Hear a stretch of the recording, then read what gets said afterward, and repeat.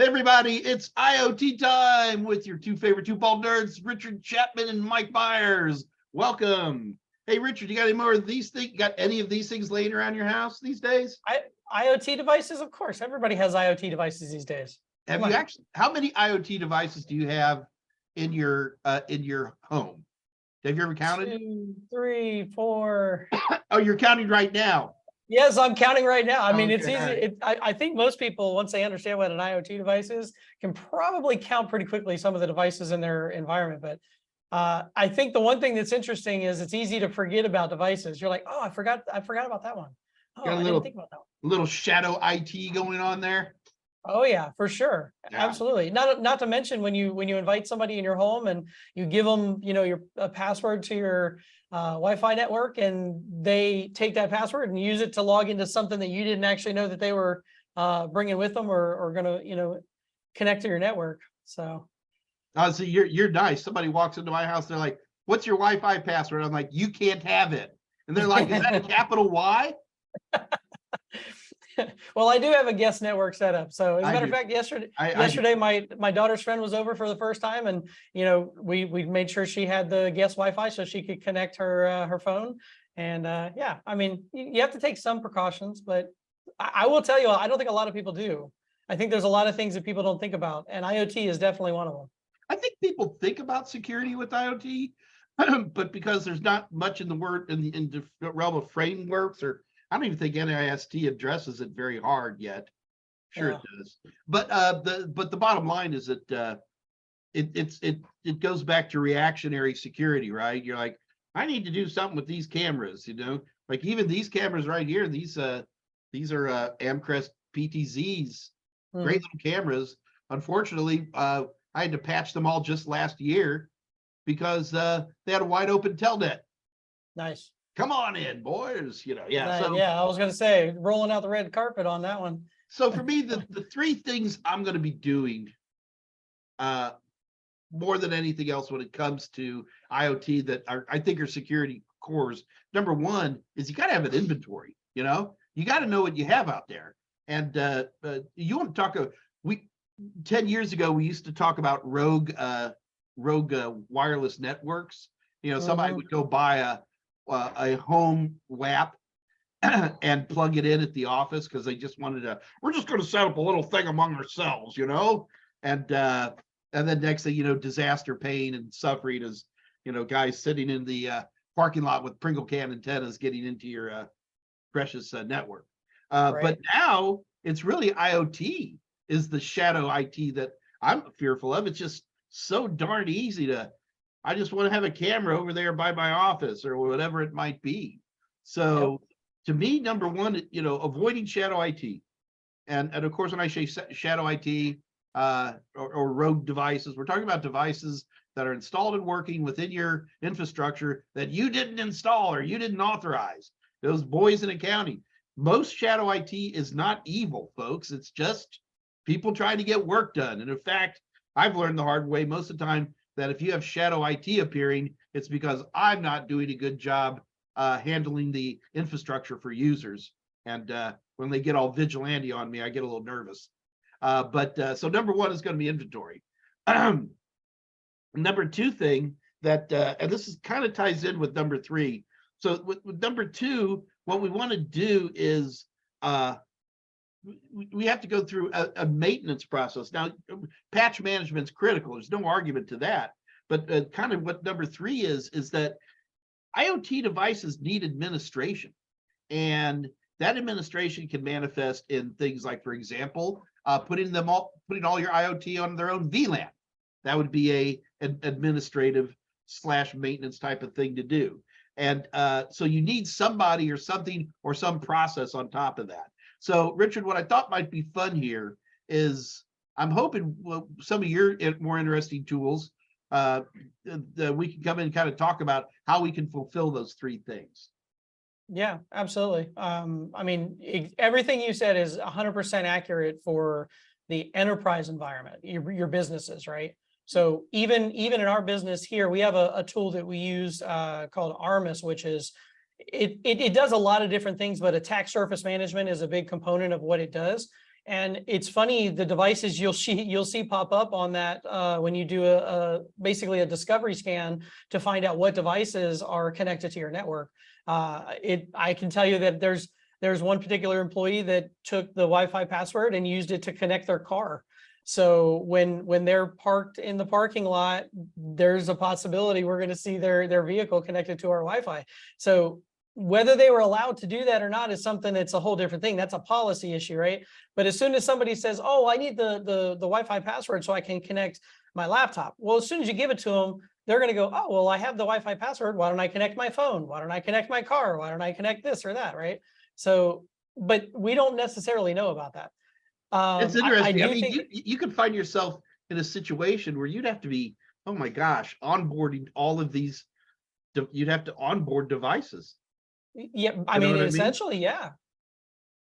You're creating more devices to try to monitor and pay attention to and go, okay, is this a way that an attacker could get into our environment? I will say I almost kind of disagree with you on one thing you said a few minutes ago. I really don't think that soccer moms and baseball dads, when they get their new fun item out of a box, I don't think they're thinking about security. I think they're thinking about the cool features and functionality of that thing that came in that box from wherever they bought it from. So I don't think they go, "Ooh, is this going to create an opportunity for an attacker to get into my home network?" I guess that's true. So, but it is interesting because, you and I so much find ourselves moving between the worlds of Soho and the mom and pop soccer moms versus the enterprise environment, where I know darn good and well that if I brought this into your infrastructure, I know that my friend Richard Chapman's going, "Oh boy, okay, what? How we? So." But Mike, what are you doing? I'll give you that. I'll give you that. Even so, my IoT at home, I have to use the past tense. I have dismantled my IoT at home. Was pretty sophisticated in terms of security. But so one of the things I'm curious, how would you take inventory? What tool would you turn to for inventory? Well, I mean, some tools are pretty well known in the community, especially IT, like running Nmap scans to do host discoveries and things like that. But there are some fancier tools out there. We have a couple different tools that we utilize in our environment, specifically Tenable.io, which is a very well known vulnerability management application. You can even actually download Tenable or Nessus Essentials, which is essentially the same company. There was some corporate dealings some time ago, but I downloaded Nessus Essentials in my home environment, and I've actually got some of that info that I can share. And it's pretty interesting because you can run the scans to see what devices are connected to your network, number one. And then once you identify those devices, then you can go look at the vulnerabilities that are on them, known vulnerabilities that either do or don't have patches available to them, so that you can address that security issue in your environment at home. And I do want to, but before we get into that, let's talk about patching a little bit. How, God, there's so many different IoT devices out there. Here at home, I have to do my own little research. To be honest with you, I have not tried things like Nessus here in my house. But I know extremely well exactly what I have. And my devices break into two camps. There's the first camp, which is going to be like my Nest thermostat, which is going to patch itself. It just boom goes. And then I'm going to have things like these cameras, which do not patch themselves, and I have to go through and manually look for. It feels like it's 1998 again. Yeah. The patch been put in. How do I download the patch? Put the patch in. But you're saying there's a third class of devices, the unpatchable? Well, here's first off, I'll tell you, everything you just said is exactly the same thing that happens in the enterprise environment as well too. There's a patch management process. There's a vulnerability management process, and those processes have step-by-step guides, so that individuals who are handling vulnerability management are doing exactly what you just talked about. They're figuring out exactly what's there, finding out what's vulnerable, and then either carrying out patches themselves or working with the IT teams to update and patch those devices, and then rerun scans again to verify that those patches were implemented and those vulnerabilities have now been removed from that environment. So it's kind of the same thing. Let's take a look at this. You said you had a little something that we could look at today. Yeah, I'll share my screen here. I'm already logged into the application. And again, you can download this. You can basically search Google for Nessus Essentials. There's a lot of S's in that. Nessus Essentials. Anyways, the first thing that you would do is actually create a new scan. So you can see I've got a scan here for home network. And basically what I did is I clicked on new scan and I said, okay, I want to run a host discovery scan. And you can see there's a ton of different pre-made scans already built in to Nessus Essentials, which is pretty cool.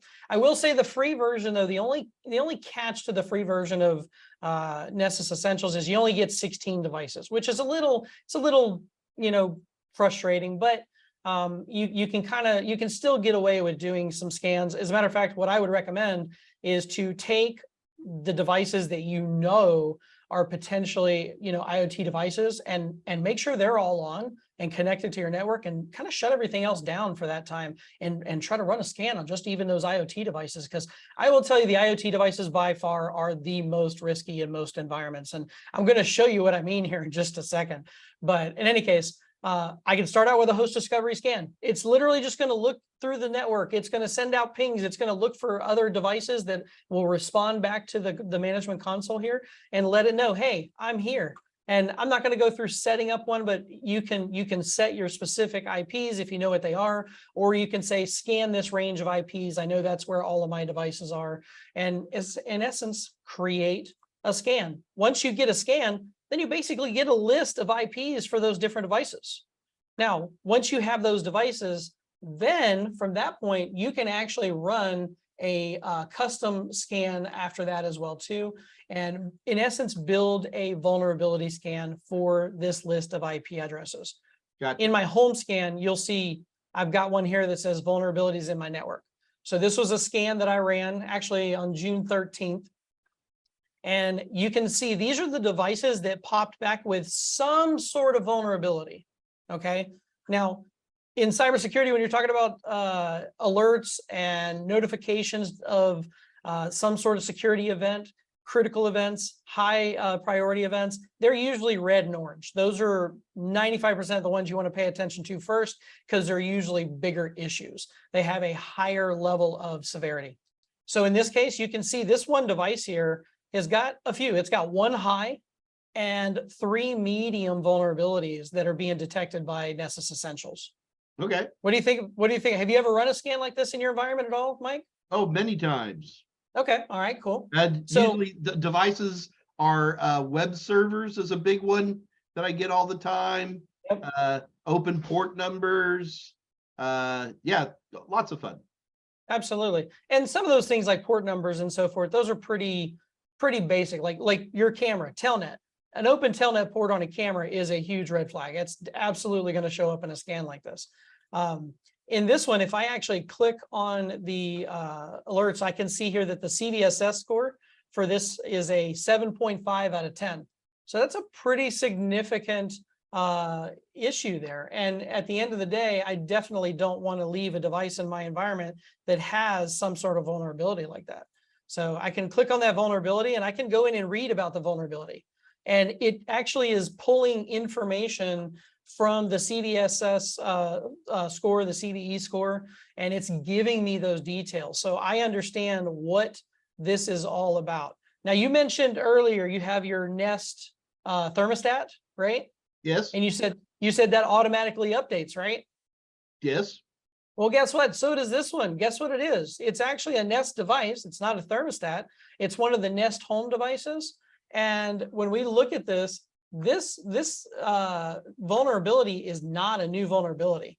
This vulnerability has been around for something like 733 days. So it's like two plus years old, but it still has a high vulnerability. And that device is running the most up-to-date version of the application software on there. So even with it being updated, you cannot get rid of this vulnerability on this Richard, device. Just so you know, since you've been talking, I have downloaded and I'm already installing the Nessus tool here. Nice. Very cool. It's pretty simple to do. And even if you've never done it before, there are YouTube videos out there to be able to teach you how to use them and run a scan. And honestly, pretty much anybody with even a basic level of computer knowledge can do this. I think the biggest thing for them is knowing what their IPs are, right? So you definitely have to know what your IP range is in your environment. But there are a lot of details down here. We can see risk information. You can see some of the information about the actual, again, the CVSS score. Come on. So just CVSS score. Richard, hang on for a minute. So for lay people, when they see something like this, how do they know what they need to do? All right. So there's naughtiness here. How do I fix it, or is it unfixable? What do I do?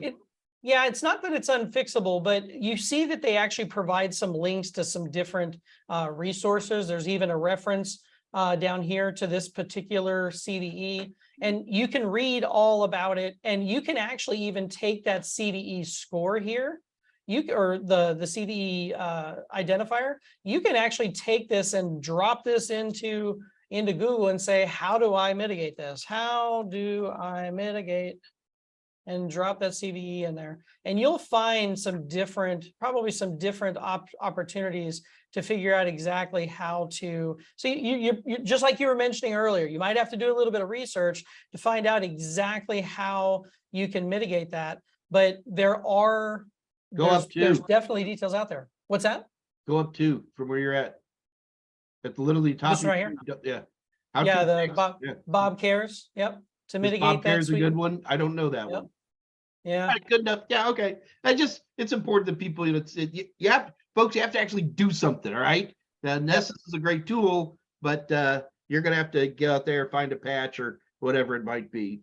Once you identify which device this is, like, because, looking at a list of IP addresses, you may not know exactly what this device is. So you probably need to look at your device listing in your environment, whatever you're using, and identify what that device is. And once you identify what that device is, then you can kind of go from there. And I can tell you, this was a Nest Home device.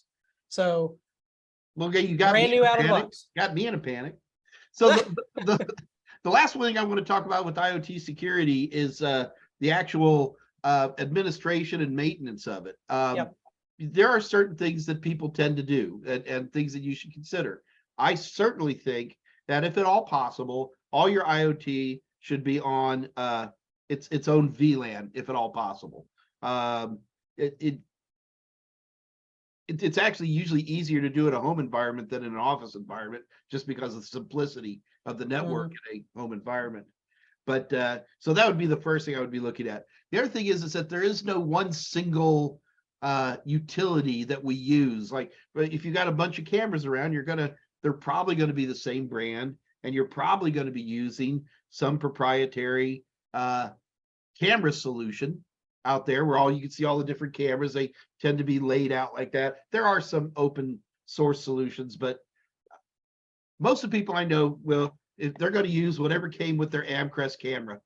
You know what I mean? And they're going to put up, camera in the front, camera in the back, camera in the loading dock, and then have some kind of tool. Yep. In those tools, there is often, not always, often some kind of patch checker that you should take advantage of. And that's all I'm saying. Check for updates. That's usually going to be your easiest way to do the R&D necessary for those devices. So those are the things I wanted to talk about. I got to tell you, Richard, it was fun. Thank you for I have used Nessus in the past. I truly have, but never for IoT.